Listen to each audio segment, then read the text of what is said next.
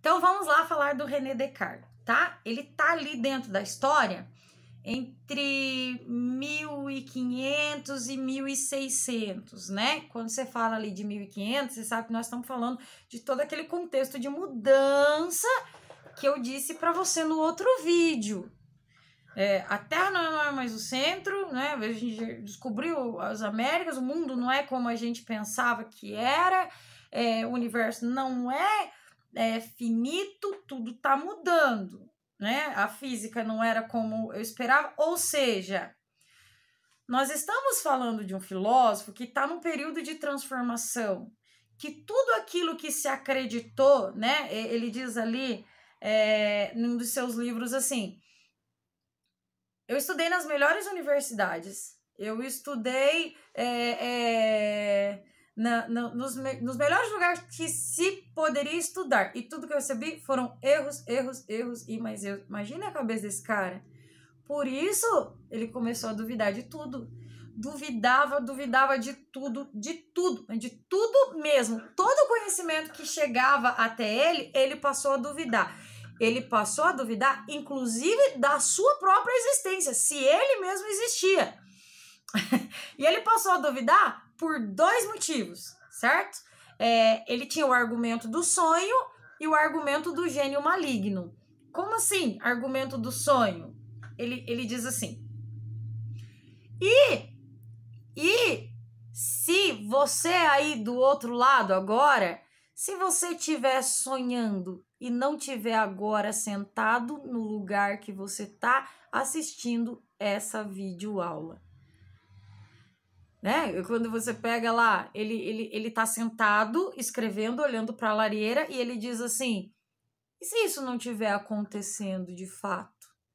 E se tudo que eu percebo à minha volta for uma ilusão da minha consciência? Você fala: professora, velho, que viagem! Não é. E sabe por que não é? Porque você já se enganou durante um sonho, não se enganou? Eu já. Deixa eu contar uma história pra você. Houve uma vez em que eu estava sentada na beliche da minha casa... sentada, né? Tava na beliche da minha casa. E por que eu fiquei sentada na beliche? A minha irmã dormia embaixo e eu estava dormindo.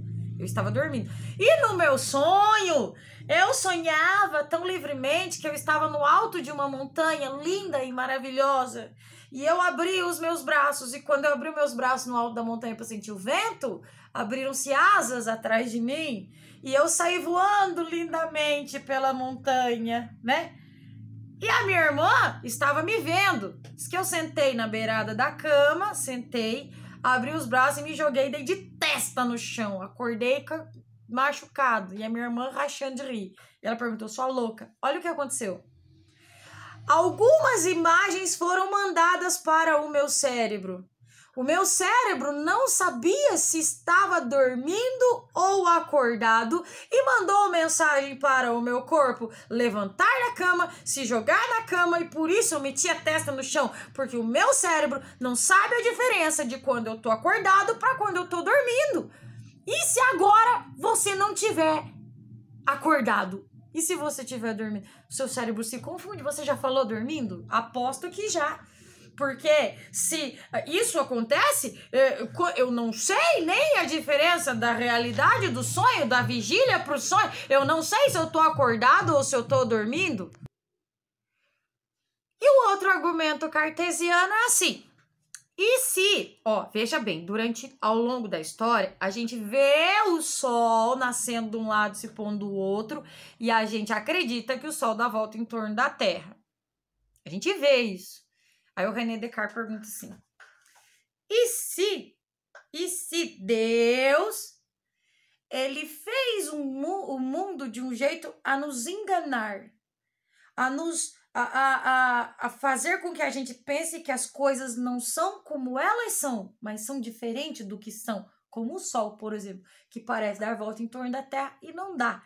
Que esse é o argumento do Deus enganador. Mas ele viu Galileu e os perrengues que ele passou na Inquisição. Então ele mudou esse argumento para argumento do gênio maligno. E se existir um gênio maligno que engana os nossos sentidos, que esconde de nós o verdadeiro conhecimento. Então ele passou a duvidar de tudo.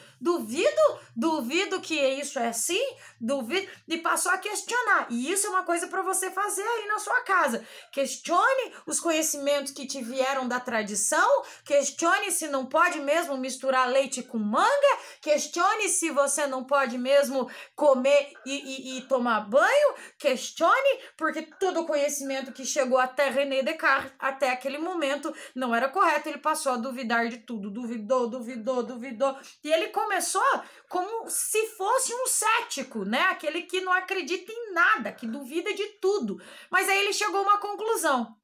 Opa! Pera. Duvidei. E, duvidando, ele chegou a uma certeza. Sabe qual é a certeza? Eu vou ler para você nas próprias palavras do René Descartes, tá?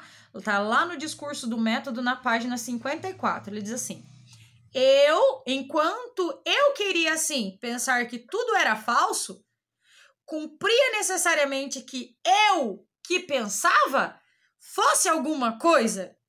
E notando que esta verdade, eu penso, logo existo, era tão firme e tão certa que todas as mais extravagantes suposições dos céticos não seriam capazes de abalar. Julguei que podia aceitá-la sem escrúpulo, como o primeiro princípio da filosofia que procurava. Essa é a resposta vestibular para você.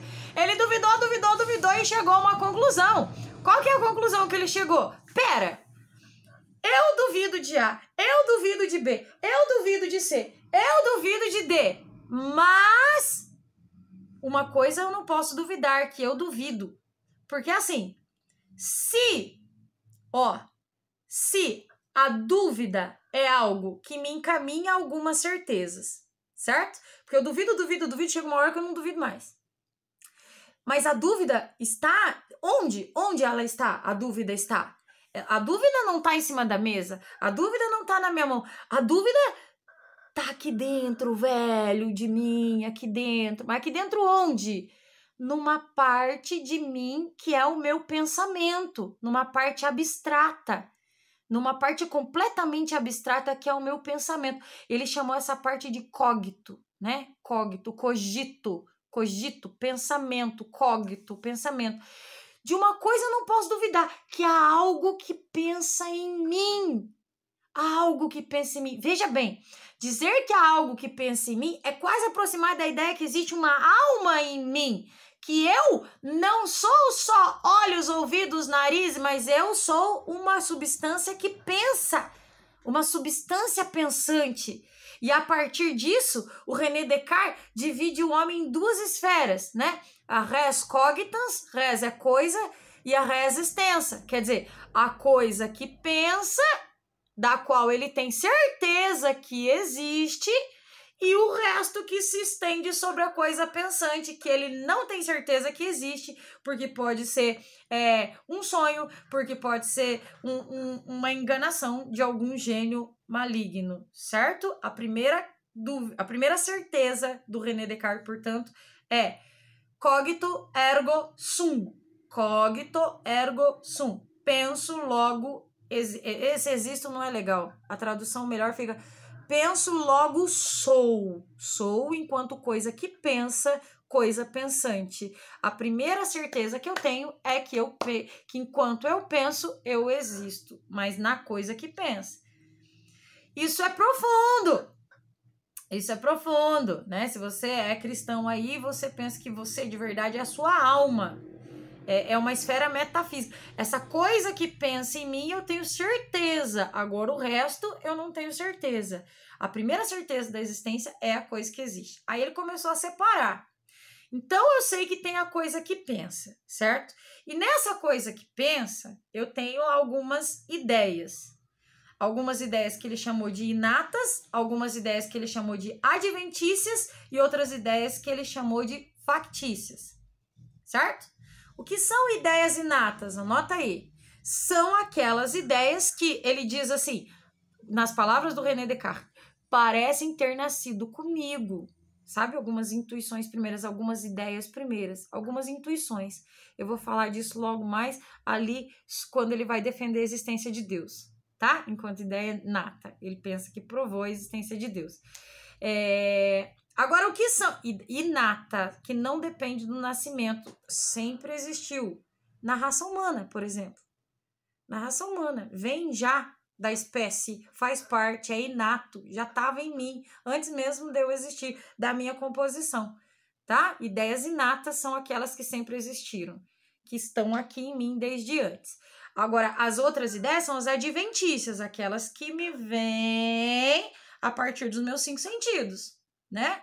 Por exemplo, enfia a mão ali no ferro quente, ideia adventícia, me veio, eu entendi que eu não posso mais colocar a mão no ferro quente, as ideias que vêm de fora, né? Eu coloco por exemplo, eu coloco uma pimenta muito terrível na boca, qual que é a ideia que me vem?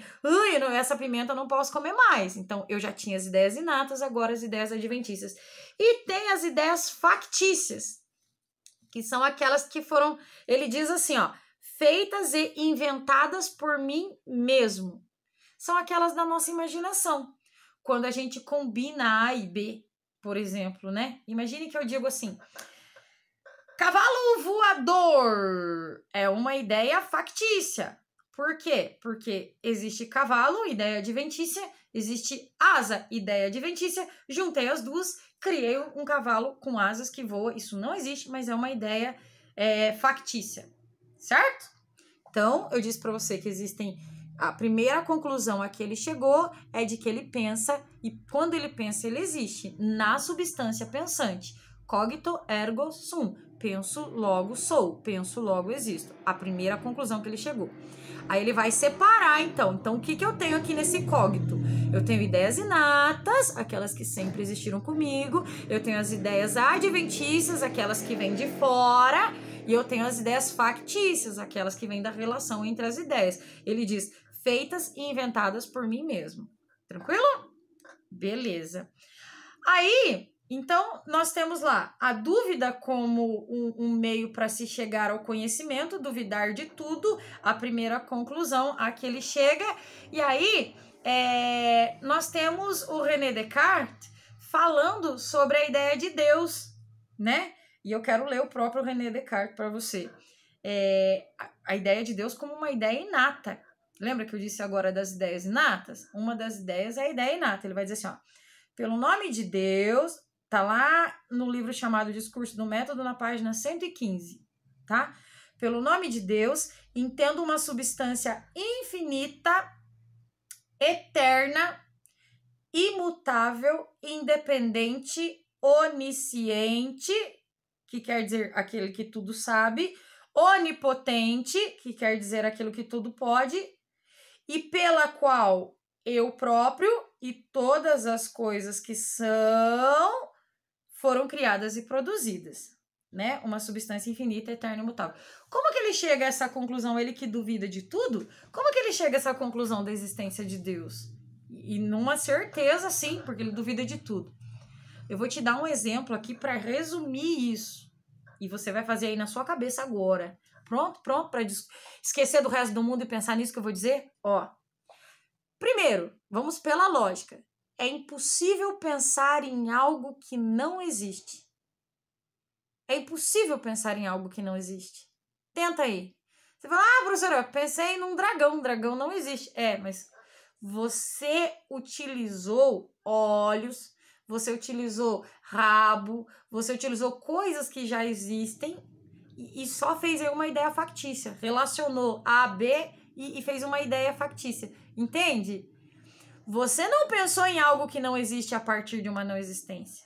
Não pensou, não pensou. Tenta pensar em algo que não existe sem usar qualquer coisa que existe. É tipo pensar numa cor nova. Teu cérebro vai buscar as cores que existem. Quando você pensa em algo que não existe, eu digo para você pensar em algo que não existe a partir de coisas que não existem, teu cérebro voa, né? Buscando coisas que existem. É impossível pensar em algo que não existe. Pensa. A segunda, ó. Tudo que existe tem fim, não é? Tudo que existe tem fim. Tudo que existe tem fim. Não tem? Eu tenho fim, a árvore tem fim, o sol tem fim, o universo tem fim. Tudo tem fim, certo? Mas você E não só você. Toda a humanidade no mundo inteirinho pensa em um ser infinito e chama esse ser de Deus. E no universo não existe nada infinito. Ó, olha a lógica. Você só pode pensar em coisas que existem. O seu cérebro é bloqueado para pensar em coisas que não existem. E tudo que existe tem fim, certo? Mas a humanidade inteirinha ao longo da história consegue pensar em Deus e eles chegam à conclusão que esse ser é infinito, sinal de que deve existir. Uma ideia inata, que parece estar em toda a humanidade. Chega aqui no Brasil, os indígenas aqui, né? Aqui, sozinhos, isolados, né?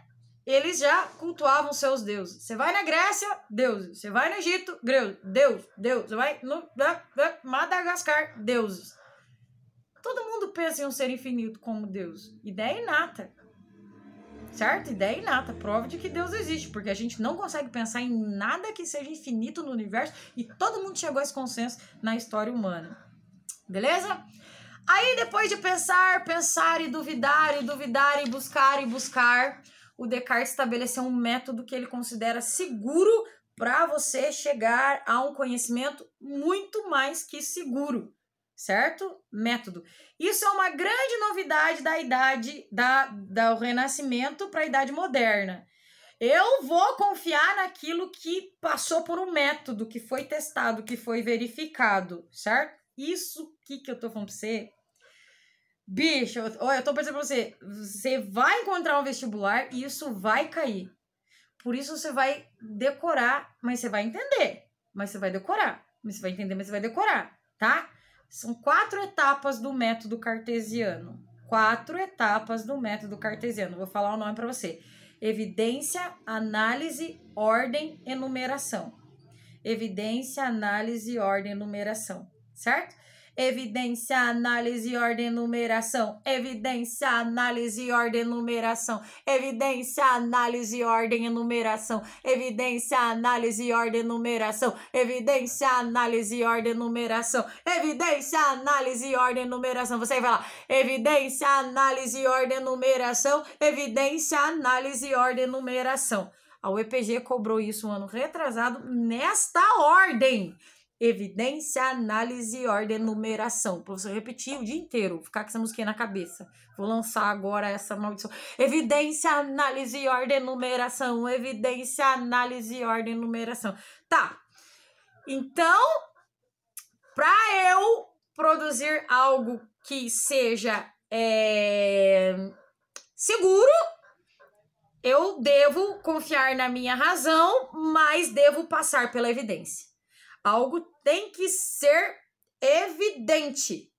Uma ideia clara, distinta. Ou seja, duvidei,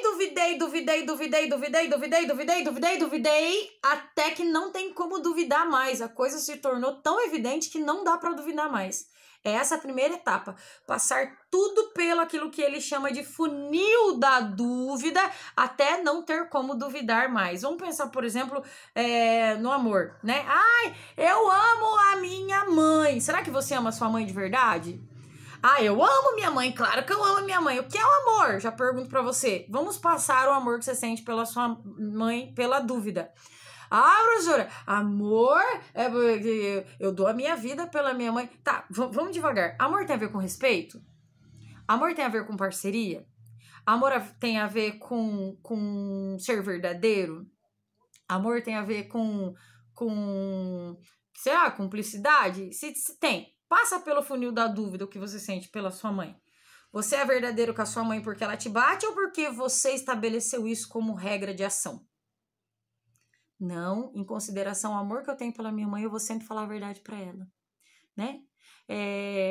Quando a minha mãe, a gente é parceiro, eu posso confiar, né? Confiança é importante. Então, quando a sua mãe fala assim para você, não vai beber nenhuma bebida alcoólica, não vai. Você chega lá na balada e quando alguém te dá uma cerveja, você fala, não vou beber nenhuma bebida alcoólica porque minha mãe não quer, né? Isso é confiança. Eu confio nos acordos que nós fizemos. Ou você muda os acordos, ou você não permite que a pessoa confie em você. Então aí, você questiona, peraí, eu amo mesmo a minha mãe? Ou esse relacionamento que eu tenho, ele tem muito a ver com com tá bom pra mim assim, porque eu sempre preciso dela, ela tá aqui. Quando você fala de parceria, você ajuda a sua mãe nos trabalhos dela porque ela exige de você ou porque você se adianta em fazer isso para facilitar a vida dela porque você a ama e quer vê-la feliz? Consegue entender? Ó, passei pela dúvida, duvidei, e aí você chega à conclusão que de repente o que você ama é você mesmo, porque o que você ama, na verdade, é o sentimento de bem-estar que o outro provoca em você. E se você ama o sentimento de bem que o outro provoca em você, você ama é você mesmo, não o outro. E se a gente for duvidando aqui, maioria do nosso mundo cai, né? Tanto é que quando você tá com alguém num relacionamento, você diz assim pra pessoa, eu gosto de você. Mas quando ela começa a te tratar mal, pé na bunda dela. Então você ama um sentimento de bem. Amor existe? Duvide. Duvide, mas submeta a evidência. Não fique só no plano da razão. Torne algo evidente. Certo? Submeta a testes a partir da dúvida, até que não seja mais duvidável. Tranquilo? Primeira etapa, evidência, tá? A segunda etapa é análise. Evidência, análise, né? É dividir o todo no maior número de partes possível para que você possa analisar. A gente faz isso com o conhecimento como um todo, tá? Então, a gente tem assim, ó, o conhecimento como um todo, que antes era tudo dentro da filosofia, depois com o método científico, que cada área vai ser química, biologia, geografia. Ó, a gente dividiu. Era tudo filosofia, passou a ser química, física, biologia, história, geografia, tudo divididinho assim, certo? E dentro da filosofia a gente ainda divide, né? Ética, estética, teoria do conhecimento, a gente ainda divide. Dentro, por exemplo, da teoria do conhecimento, que é o que a gente está estudando, a gente ainda vem antiga, medieval, né? Dividir o todo no maior número de partes para você estudar por partes. Eu estudo primeiro essa parte, depois outra parte. Lembra que dentro da filosofia o filósofo estudava tudo? Agora não, nós vamos estudar as partes. Isso é característica lá da modernidade, tá? Dividir o todo no maior número de partes possível. Então, evidência, análise. A terceira, ordem. Qual é a ordem de estudos? Eu vou começar do mais fácil para o mais difícil. Se você tem dúvida em matemática, volta lá no beabá da matemática. Você não ensina, você não chega lá para um moleque do primeiro ano, da primeira série, primeiro dia que ele pisou na escola e fala de álgebra para ele. Você sempre começa do 1, 2, 3, né? Você vai devagar, sempre do mais fácil para o mais difícil. Você tá com um problema em filosofia, você fala, volta na filosofia antiga, você fala, isso eu não adianta, eu sei. Não, volta lá porque tem alguma coisa passou. Começa do mais fácil para o mais difícil, certo? E por último, evidência, análise e ordem. Por último, enumeração, que é revisar. Daí você vai enumerando. Primeira etapa do método, passei, beleza. Duvidei o máximo possível? Duvidei. Segunda parte do método, dividir no maior número de partes? Dividi, beleza. Revisei essa parte. Terceira parte, começar do mais fácil para o mais difícil. Comecei do mais fácil para o mais difícil. Foi assim que eu fiz? Foi assim que eu fiz. Então, agora eu estou revisando, enumerei todas as partes e revisei, concluí. O conhecimento que passar por todas essas 4 etapas do método será um conhecimento seguro. Você duvidou? Começou do fácil para o difícil, né? Se você começou, desculpa. Se você duvidou, se você dividiu no maior número de partes possível, se começou do fácil para o difícil e se revisou. A musiquinha termina assim, ó. Evidência, análise, ordem, numeração. Dúvida, divisão. Fácil pro difícil, revisão. Evidência, análise, ordem, numeração. Dúvida, divisão. Fácil pro difícil, revisão. Evidência, análise, ordem, numeração. Dúvida, divisão. Fácil pro difícil, revisão. Evidência, análise, ordem, numeração. Dúvida, divisão. Fácil pro difícil, revisão. Evidência, análise, ordem, numeração. Dúvida, divisão, fácil para o difícil, revisão. São as 4 etapas do método cartesiano para você chegar ao conhecimento. Por que ele é um representante da modernidade? Porque, ó, ele é um racionalista. O conhecimento começa na razão. Começa porque nós temos ideias inatas. Ele é um grande defensor daquilo que nós chamamos de inatismo. A nossa mente tem ideias inatas, já tem ideias aqui quando nós nascemos. Quando a gente for estudar o empirismo, John Locke vai dizer assim, a nossa mente é uma folha de papel em branco. Nasce em branco, não tem nada. Ele é contrário ao que o René Descartes está dizendo. O René Descartes diz que quando a gente nasce, já existem ideias aqui na nossa cabeça. Já existem, né, algumas coisas que a gente vai seguindo sem exatamente ter passado pelo conhecimento, passado pelos nossos sentidos para poder saber agir. O René Descartes diz que não, a gente tem aqui ideias inatas. Ele é um defensor do inatismo, certo? Então, o conhecimento começa na razão e vai ser testado pela experiência, certo? Lá na evidência. Lembra? Submeter ao maior número a testes a partir da dúvida. Espero que você tenha entendido aí. Espero que você faça os exercícios e qualquer dúvida a gente volta a se falar, tá bom? Beijo, até mais.